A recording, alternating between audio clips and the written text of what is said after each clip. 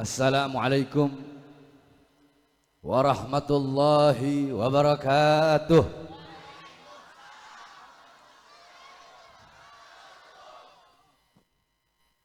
Alhamdulillah, alhamdulillahil qawiyyi sultanuh, al-wadihil burhanuh, al-mabsut fil wujud karamuhu wa ihsanuh. Allahumma salli wa sallim wa barik wa karrim wa azzim ala nuril anwar wa sirril asrar wa tiryakil aghyar wa miftahi babil yasar sayyidina wa maulana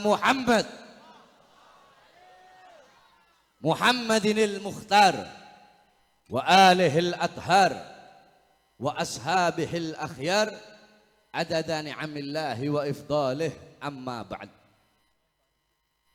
Yang saya cintai, yang saya muliakan, para alim ulama, para habaib, para kiai, para asatid, para tokoh masyarakat, segenap aparat pemerintah, wabil khusus keluarga besar sahibul hol Al-Habib Muhammad As-Segaf, seluruh putra putri beliau beserta seluruh keluarga besar almarhum, beserta yang saya cintai, yang saya muliakan, segenap panitia peringatan haul dan maulid Nabi besar Muhammad sallallahu alaihi wasallam, beserta seluruh hadirin hadirat, bapak-bapak, ibu-ibu, khususnya para pemuda-pemudi umat baginda Nabi besar Muhammad yang selalu dimuliakan oleh Allah Subhanahu wa taala. Alhamdulillah, segala puji dan syukur kehadirat Allah Subhanahu wa taala, yang dimana Allah Subhanahu wa taala mengumpulkan kita semua duduk di tempat yang penuh dengan keberkahan ini, duduk di tempat yang dimana tempat ini menjadi tempat turunnya rahmat, tempat ini menjadi tempat turunnya kasih sayang, tempat ini menjadi tempat turunnya maghfirah, tempat ini menjadi tempat turunnya pengampunan dari Allah Subhanahu wa taala. Sebab duduknya kita di ini majelis memuliakan Nabi Muhammad, duduknya kita di ini majelis mengagungkan Nabi besar Muhammad sallallahu alaihi wasallam, duduknya kita di ini majelis memuji Nabi besar Muhammad, duduknya kita di ini majelis bersalawat kepada baginda Nabi besar Muhammad.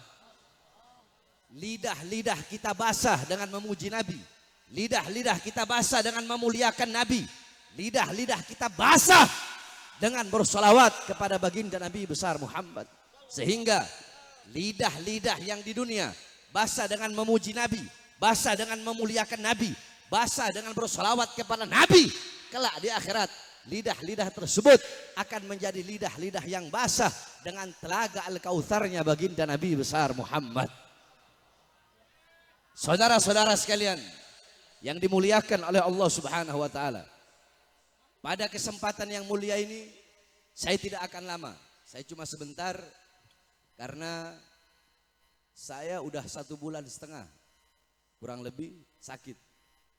Kemudian saya udah nggak begadang, jadi pola hidup sehat. Udah nggak begadang, udah nggak minum kopi, rokoknya dikurangin. Alhamdulillah. Sebab tidak tahu nilainya seseorang itu, manusia itu, mereka tidak tahu nilainya sehat. Ketika mereka sehat, mereka tidak tahu. Tapi ketika mereka telah kehilangan nikmat sehat, baru mereka sadar, baru mereka tahu begitu bernilai dan berharganya kesehatan yang telah Allah Subhanahu wa taala berikan. Yakni tidak ada yang tahu nilainya mata kecuali orang-orang yang buta. Tidak ada yang tahu nilainya telinga kecuali orang-orang yang tuli. Tidak ada yang tahu nilainya lidah kecuali orang-orang yang bisu. Nah, kita ketika masih sehat, saya ketika masih sehat, saya forsir semalam ceramah 7 tempat, 8 tempat, 9 tempat, 10 tempat, sampai 13 tempat. Pernah saya ceramah 1 hari 4 provinsi. Saya forsir, masih sehat, diforsir ceramah terus, begadang terus, nikah terus. Ketika sudah sakit, baru saya tahu begitu bernilai dan berharganya kesehatan yang Allah Subhanahu wa taala berikan. Makanya ini juga menjadi pelajaran bagi kita semua, yakni ikhtanim khamsan qabla khamsin. Manfaatkan 5 perkara sebelum datang 5 perkara yang lain. Syababaka qabla haramika. Manfaatkan masa mudamu sebelum engkau datang masa tuamu. Mumpung engkau masih muda, gunakan masa muda yang Allah Subhanahu wa taala berikan untuk berbuat taat, untuk patuh kepada Allah Subhanahu wa taala, untuk menjalankan syariat Allah, untuk mengikuti sunnah-sunnah baginda Nabi besar Muhammad, untuk duduk di majelis-majelis ilmu, untuk duduk di majelis-majelis zikir. Mumpung kau masih muda, nanti kalau engkau sudah tua, kehilangan engkau masa mudamu, baru engkau tahu begitu bernilainya, begitu berharganya masa muda yang telah Allah Subhanahu wa taala berikan. Dan seseorang tidak akan tahu bernilai dan berharganya masa muda ketika dia masih muda. Ketika dia sudah tua alias kehilangan masa mudanya, baru dia tahu begitu bernilai dan berharganya masa muda yang Allah Subhanahu wa taala berikan. Wa ghinaka qabla fagrika. Manfaatkan masa kayamu, masa berhartamu sebelum datang masa miskinmu. Sebelum datang masa engkau habis engkau punya harta benda, habis engkau punya nafkah. Kemudian wa faraghaka qabla syughlika. Manfaatkan masa luangmu sebelum datang masa sibukmu. Wa sihhataka qabla sagamika. Manfaatkan masa sehatmu sebelum datang masa sakitmu. Wa hayataka qabla mautika. Dan manfaatkan masa hidupmu sebelum datang masa matimu. Seseorang tidak akan tahu nilai 5 perkara tersebut kecuali mereka telah kehilangan daripada 5 perkara tersebut. Makanya saya nggak bisa lama, walaupun sedikit, insya Allah bermanfaat. Hadirin sekalian yang dimuliakan oleh Allah Subhanahu wa taala. Nabi kita, Nabi besar Muhammad sallallahu alaihi wasallam, ketika beliau haji wada, haji yang terakhir, ketika selesai haji wada, Rasulullah sallallahu alaihi wasallam beliau bersabda, yang dimana dalam hadis dijelaskan, karena inna Rasulullah sallallahu alaihi wasallam khataba amaman nas yauman nahr faqala ayyu yaumin hada faqalu yaumun haram faqala ayyu baladin hada faqalu baladun haram faqala ayyu syahrin hada faqalu syahrun haram faqala inna dima'akum wa amwalakum wa a'radakum alaikum haram kaharami yaumukum hada wa bala fi baladikum hada wa fi syahrikum hada. Rasulullah sallallahu alaihi wasallam ketika haji wada, beliau tengah berkhutbah di hadapan manusia. Beliau berkhutbah di hadapan umatnya. Beliau berkata, ayyu yaumin hada, hari apa ini? Kemudian para sahabat menjawab, yaumun haram, ini hari adalah hari haram. Ayyu baladin hada, tanah apa ini? Faqalu, para sahabat menjawab, baladun haram, ini adalah tanah haram. Faqala, Nabi Muhammad kembali berkata, ayyu syahrin hada, bulan apa ini? Faqalu, sahabat menjawab, syahrun haram, bulan haram, yakni bulan Dzulhijjah. Hari ini hari haram, yakni 10 Dzulhijjah. Tanah ini tanah haram, yakni Makkah dan Madinah, haramain. Nah, kemudian Rasulullah berkata, inna dima'akum, sesungguhnya darah-darah kalian, wa amwalakum, harta benda kalian, wa a'radakum, kehormatan-kehormatan kalian, itu haram atas sesama kalian, sebagaimana haramnya hari ini, sebagaimana haramnya tanah ini, dan sebagaimana haramnya bulan ini. Saudara-saudara, hadis ini adalah hadis yang dimana Nabi Muhammad SAW menjelaskan keharaman bagi seorang muslim untuk merampas hak sesama muslim.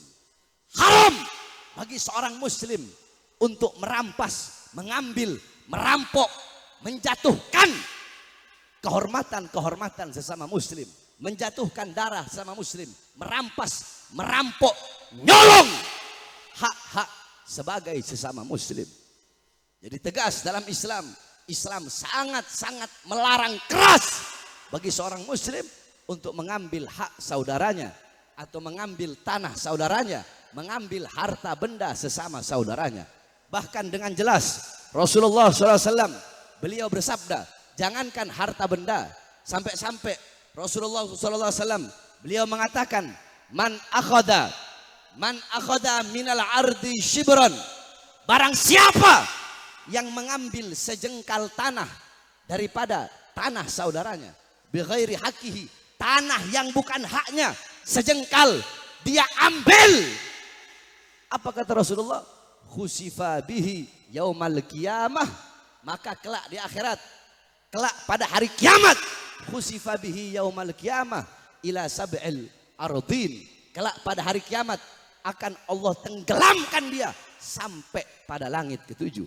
Dalam hadis yang lain Rasulullah SAW beliau mengatakan, manik tato'a minal ardi shibron, manik tato'a shibron minal ardi zulma, barang siapa yang mengambil sejengkal tanah, mengambil sejengkal tanah dengan cara yang zalim, dengan cara yang licik, dengan cara merampas, dengan cara mencuri, dengan cara nyolong, dengan cara yang tidak adil, dengan cara yang curang. Apa kata Rasulullah SAW? Tawwaqahullah iyyahu, maka Allah Subhanahu wa taala akan mengalungkan kepadanya yaumal qiyamah min sab'il ardin, Allah kalungkan kepada orang yang mengambil sejengkal tanah saudaranya tersebut dengan cara yang zalim, akan Allah kalungkan padanya kelak pada hari kiamat. Allah kalungkan 7 lapis bumi, 7 bumi Allah kalungkan di lehernya, saudara-saudara. Begitu dahsyat mengambil hak orang lain. Itu cuma sejengkal tanah, saudara-saudara. Maka bagaimana jikalau kita mengambil rumah mereka? Bagaimana jikalau kita mengambil tanah mereka? Saudara-saudara sekalian yang dimuliakan oleh Allah Subhanahu wa taala, sebagaimana yang kita ketahui pada akhir-akhir ini telah ramai saudara-saudara kita di Batam yang dimana tanah mereka dirampas, saudara-saudara. Tanah mereka dirampas, hak mereka dirampas dengan mengatasnamakan negara, mengatasnamakan pemerintah. Saudara-saudara sekalian yang dimuliakan oleh Allah, makanya karena itulah selama ini saya, Habib Rizik, Habib Hanif, selama ini kami selalu menyuarakan untuk melawan kezaliman, untuk melawan ketidakadilan, untuk melawan kesewenang-wenangan. Inilah yang kita khawatirkan, saudara-saudara. Atas nama negara mereka merampas harta rakyat, atas nama negara mereka merampas harta pribumi, atas nama negara mereka mendukung pembangunan-pembangunan yang didukung oleh cukong, atas nama negara mereka menumpahkan darah rakyat, atas nama negara mereka nyolong harta rakyat,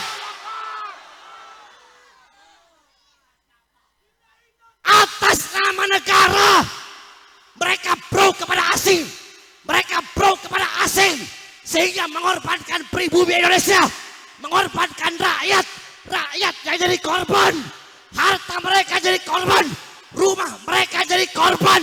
Terus mereka mengatasnamakan negara, mengatasnamakan pemerintah. Negara dari mana? Ini bukan negara, tapi kezaliman. Saudara-saudara, ini negara Indonesia bukan milik presiden, betul?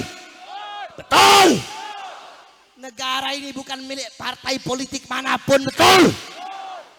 Indonesia bukan miliknya PDI, bukan miliknya PKB, bukan miliknya P3, bukan miliknya Gerindra, bukan miliknya PKS, bukan miliknya PAN, bukan miliknya Golkar, bukan milik partai manapun, bukan milik organisasi manapun, tetapi Indonesia milik kita, bangsa dan rakyat Indonesia, saudara. Betul. Makanya saya tanya, ketika ada yang mengatasnamakan pemerintah, yang mengatasnamakan negara, tetapi merampas harta rakyatnya, merampas harta benda rakyatnya, itu dibenarkan atau tidak? Dibenarkan atau tidak? Zalim apa tidak? Zalim apa tidak? Biadab apa tidak? Adil apa tidak? Apakah kita akan membiarkan kezaliman terus merajalela? Hah? Apakah kita akan membiarkan kezaliman? Membiarkan ketidakadilan?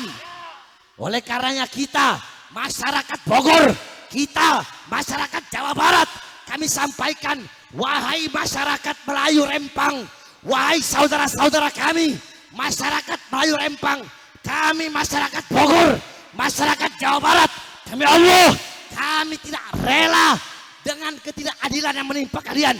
Kami masyarakat Bogor akan berada di barisan paling depan membela kalian yang terzalimi sampai titik darah penghabisan kita, saudara-saudara. Allahu Akbar, Allahu Akbar, Allahu Akbar. Wahai masyarakat Rempang, kalian tidak sendiri, betul? Betul.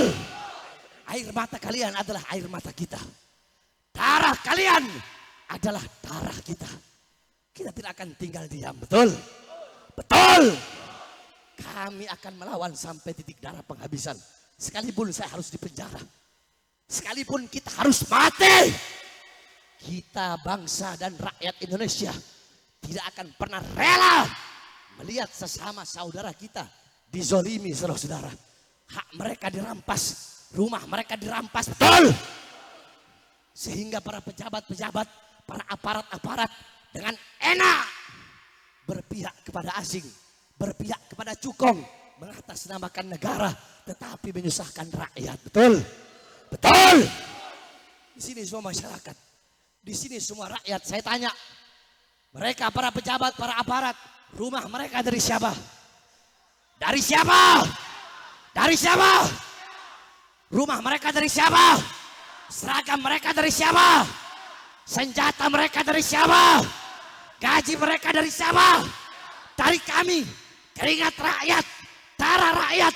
Kalian para pejabat, kalian para aparat harusnya mengayomi rakyat, betul? Betul. Mengayomi masyarakat, betul? Betul. Pro kepada rakyat, betul? Pro kepada masyarakat, bukan pro kepada perusahaan-perusahaan asing, betul? Bukan pro kepada cukong, betul? Kita tidak akan pernah tinggal diam melihat kezaliman, melihat ketidakadilan, melihat kesewenang-wenangan para pejabat dan para aparat, betul? Betul.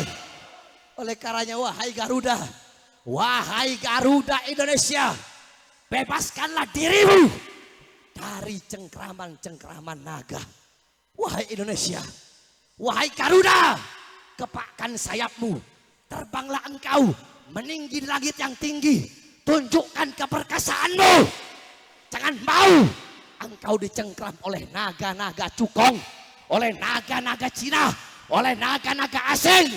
Bebaskan sayapmu, hai Garuda, dari naga-naga. Kami masyarakat Indonesia akan selalu setia kepadamu, wahai Garuda, wahai merah putih. Kami bangsa dan rakyat Indonesia berjanji, demi Allah, selama darah kami merah, tulang kami putih, merah putih, maka selama itu kami bangsa dan rakyat akan berada di barisan paling depan, rela hancur, rela binasa, berjuang membela keadilan, berjuang menegakkan keadilan. Kami tidak akan berhenti sampai mati, kami tidak akan mundur walaupun harus hancur, saudara-saudara. Allahu Akbar. Siap bela rakyat, siap bela Melayu Rempang, siap bela saudara-saudara kita, siap hancur demi melawan naga, siap binasa demi melawan naga, siap hancur menegakkan keadilan, siap binasa demi melawan kezaliman. Allahu Akbar, Allahu Akbar, Allahu Akbar. Saya tanya semuanya, pilih diperbudak atau lebih baik mati? Diperbudak atau mati? Diperbudak asing atau mati? Diperbudak atau mati? Allahu Akbar. Indonesia merdeka, merdeka, merdeka. Allahu Akbar. Mudah-mudahan saudara-saudari kita Allah berikan kemenangan. Allah hancurkan pemerintah yang zalim. Amin, amin ya Rabbal. Saudara-saudara, selama 2 bulan, 3 bulan ini saya diam. Tetapi terpaksa saya harus bersuara. Saya sudah bosan, saya sudah muak dengan kezaliman dan ketidakadilan yang merajalela di bangsa dan negara kesatuan Republik Indonesia, saudara-saudara. Saya tidak peduli mau saya ditahan lagi atau saya mau dipenjara lagi. Saya sudah tidak peduli, saudara-saudara. Oleh karena itu terus suarakan kebenaran. Terus tegakkan keadilan. Lawan kezoliman. Dari manapun datangnya kezoliman tersebut. Jangan pernah tunduk, saudara-saudara. Jangan pernah tunduk, wahai saudara-saudara kami. Masyarakat Melayu Rempang. Jangan pernah kalian tunduk kepada penindasan. Jangan pernah kalian tunduk kepada kezoliman. Jangan pernah kalian tunduk kepada ketidakadilan. Wahai saudara-saudara kami, masyarakat Melayu Rempang, engkau tidak sendiri. Kami putra-putri bangsa, kami pemuda-pemudi Indonesia, berdiri tegak bersama-sama dengan kalian di bawah naungan keadilan, di bawah kibaran merah putih, di bawah bentangan sayap Garuda, di bawah negara kesatuan Republik Indonesia. Kita sama-sama mencari keadilan di tanah air yang kita cintai, yaitu negara kesatuan Republik Indonesia. Mudah-mudahan Allah hancurkan para pemimpin yang zalim.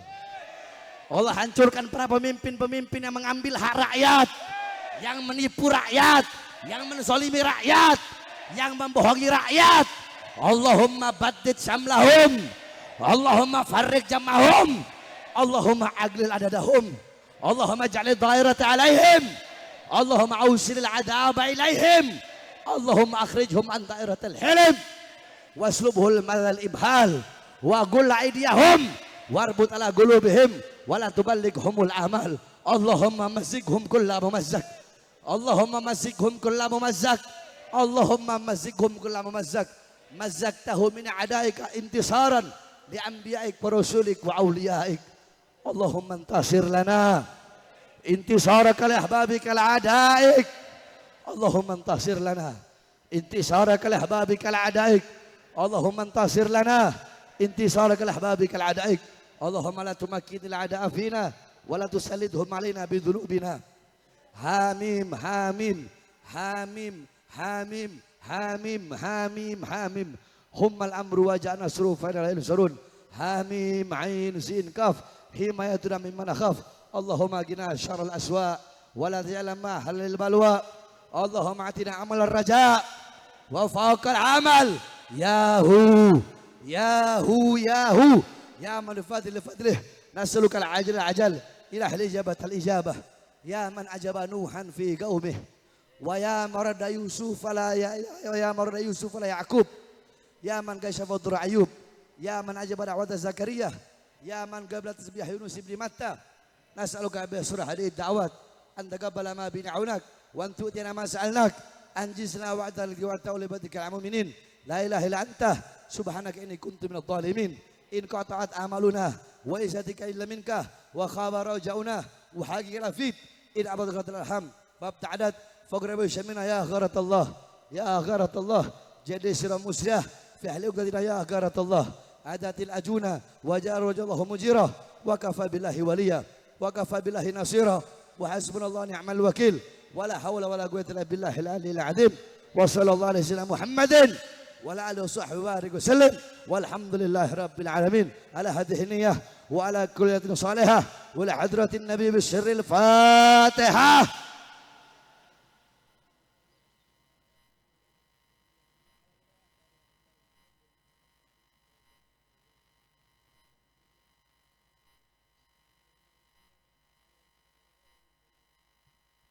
Jadi saudara-saudara, hukum mengambil hak orang lain adalah hak haram. Jangankan mengambil rumah mereka, harta benda mereka, tanah mereka. Ngambil sejengkal tanah yang bukan haknya saja, di akhirat Allah subhanahu wa ta'ala tenggelamkan dia sampai bumi ketujuh.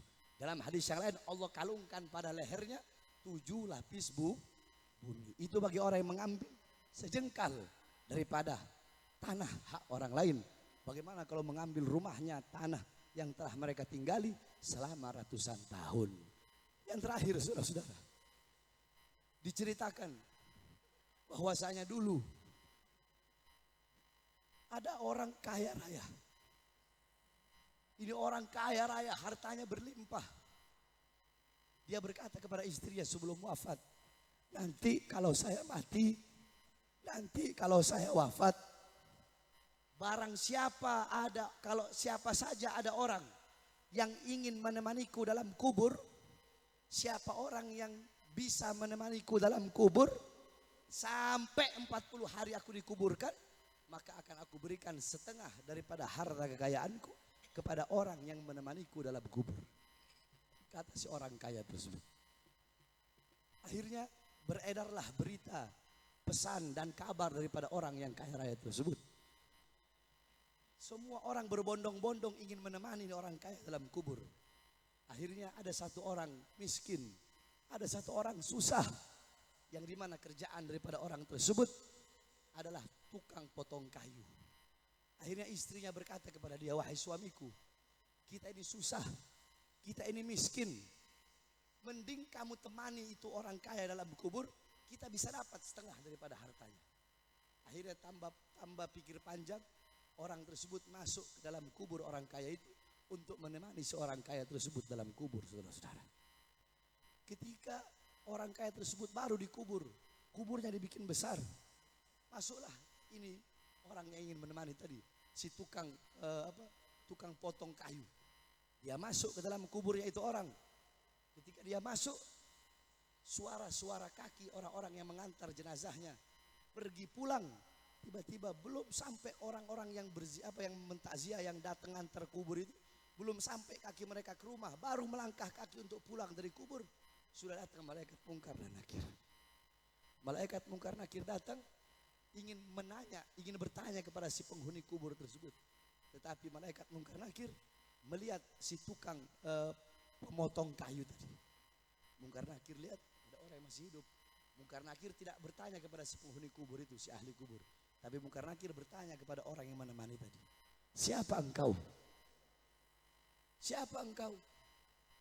Kata orang yang tukang potong kayu itu, aku adalah tukang potong kayu. Aku tukang potong kayu. Pekerjaanku setiap hari nebang kayu. Itu apa? Itu orang nggak sengaja bawa kapak, saudara-saudara. Itu orang nggak sengaja bawa kapak. Dia bilang ini kapak. Itu kapak kamu dapatkan dari mana? Ini kapak aku dapatkan dari orang. Gagangnya terbuat dari apa? Gagangnya terbuat dari kayu. Kapaknya terbuat dari apa? Kapaknya terbuat dari besi. Besinya kamu dapat dari mana? Besinya saya pesan dari tukang besi. Berlalu sampai besok. Besok malaikat mungkar nakir tanya lagi. Terus kapak itu untuk apa? Kapak ini aku gunakan untuk memotong kayu. Kayu yang kamu potong, kayunya berada di mana? Kayunya berada di sana. Itu kayu milik siapa? Oh, itu kayu tidak ada yang punya.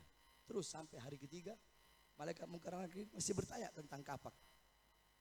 Terus hasil dari engkau memotong kayu dengan kapak tersebut, kayunya kau buat apa? Kayunya saya jual. Kau jual kepada siapa? Terus selama 40 hari malaikat mungkar nakir bertanya tentang kapak orang tersebut. Ketika dia keluar dari kubur, dia berkata kepada istrinya, demi Allah, aku tidak ingin harta benda daripada orang kaya tersebut. Karena apa? Harta satu-satunya aku miliki hanyalah kapak. Aku gak punya dinar, gak punya dirham, gak punya pakaian yang bagus, gak punya kendaraan yang bagus. Aku cuma punya kapak, tetapi selama 40 hari aku ditanya tentang kapak. Bagaimana kalau aku memiliki harta-harta yang banyak, apalagi harta tersebut bukan harta yang aku dapatkan dari cara-cara yang dihalalkan oleh Allah Subhanahu wa taala. Saudara-saudara sekalian yang dimuliakan oleh Allah Subhanahu wa taala. Itu kapak dari cara yang halal, tetapi ditanya oleh malaikat selama 40 hari. Bagaimana kalau kita mendapatkan harta benda, mendapatkan segala sesuatu yang didapatkan dari cara-cara ghasab, dari cara-cara mencuri, dari cara-cara merampas daripada hak orang lain. Saudara-saudara, Nabi Allah Isa alaihissalam, ketika Nabi Allah Isa alaihissalam menghidupkan orang mati, tiba-tiba orang mati tersebut berkata, Aja as-sa'ah, Aja as-sa'ah, apakah telah datang hari kiamat? Apakah telah datang hari kiamat? Kemudian Nabi Allah Isa berkata, belum datang hari kiamat. Aku membangunkanmu dari dalam kubur untuk berharap agar umatku tahu akan mukjizat, akan kebesaran Allah Subhanahu wa taala. yakni aku diberi mukjizat oleh Allah untuk bisa menghidupkanmu, untuk menanamkan keyakinan dalam hati umatku bahwasanya aku adalah utusan Allah. Orang tersebut marah. Kenapa kau bangunkan aku? Selama ratusan tahun dalam kubur aku menunggu datangnya hari kiamat. Agar apa? Agar aku bisa berjumpa dengan seseorang yang dimana seseorang tersebut dulu, dia bercerita, dulu aku adalah tukang antar kayu. Setiap habis menebang kayu, aku mengantar kayu tersebut. Nah, satu saat aku mengantar kayu yang telah dibeli oleh seseorang. Ketika aku sampai di rumahnya, orang yang punya kayu ini tidak ada. Aku habis makan, gigiku terselip. Maka aku mengambil kayu tersebut, aku potek kayu tersebut. Aku ambil sedikit untuk aku pakai untuk tusuk gigi. Aku pakai untuk mengeluarkan kotoran dari dalam gigiku. Karena tusuk gigi atau potekan kayu yang aku ambil tidak izin kepada orang yang punya kayu tersebut. Selama ratusan tahun aku disiksa dan diazab oleh Allah Subhanahu wa taala, dan aku menunggu datangnya kiamat untuk minta halal, minta ridho daripada orang yang punya kayu tersebut. Itu mengambil sepotong kayu untuk tusuk gigi, diazab, disiksa oleh Allah dalam kubur selama ratusan tahun. Bagaimana kita mengambil harta, benda, uang, rumah dan tanah daripada orang lain tanpa halal dan tanpa ridho orang lain tersebut. Oleh karenanya bertobatlah kepada Allah. Kalian yang suka merampas hak orang, kalian yang merampas hak orang demi memuaskan isi perut kalian, demi memuaskan isi perut kalian, demi pangkat, jabatan, tahta dan kekuasaan kalian, sehingga menghalalkan segala cara, sehingga kalian mengorbankan rakyat, mengorbankan bangsa. Bertobatlah kepada Allah Subhanahu wa taala.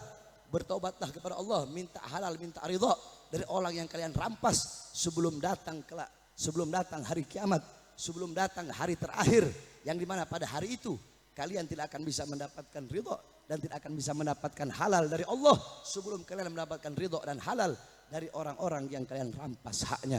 Mudah-mudahan kita semua dijadikan oleh Allah Subhanahu wa taala sebagai orang-orang yang soleh, orang-orang yang taat, orang-orang yang patuh, dan kita dijauhkan oleh Allah dari sifat-sifat mencuri, dari sifat-sifat merampas hak orang lain. Amin, amin, ya rabbal alamin. Ini saja sedikit nasihat yang saya sampaikan. Mudah-mudahan bermanfaat. Amin, amin, ya rabbal alamin.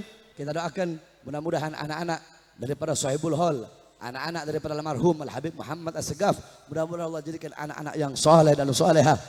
Allah jadikan anak-anak yang berbakti kepada orang tuanya, anak-anak yang menjadi tabungan, anak-anak yang menjadi celengan, anak-anak yang bisa memberikan syafaat kepada orang tuanya kelak.